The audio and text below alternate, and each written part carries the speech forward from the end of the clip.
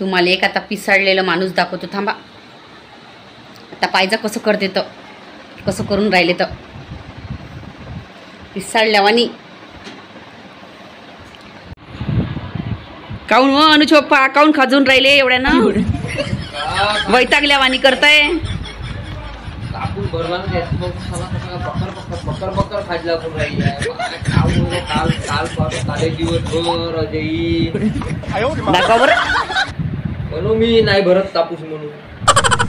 घ्या ना, लावा ना कापूस. कापूस लावायची हाऊस राहते ना. अरे माझं देवा, अरे रे अनुचोप्पा, हे सगळं कर्माचे फळ आहे तुमच्या. मार खाजवून राहिले तर, समजलं का? हा, घ्या ना, कापसाचे फळं भेटून राहिले ना तुम्हाला. सोयाबीन लावा म्हणलं. तू का सांगते, तुला का समजते? हा, तुलाही शायनी आहे. घ्या ना आता शेकून. हे आम्हाला काही झालं तर हा, तुले तरासच होते. हा, तू अशीच बिघडली असन.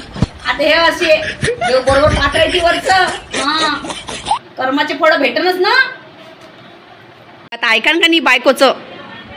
का सांगू बापा, आता दवाखान्यात जाऊन आलो तर डॉक्टर म्हणे मिठाचा पाणी फवारा. त्याला मी विचारातच पडलो, आता मिठाचा पाणी अंगावर फवारू? फवारा ना.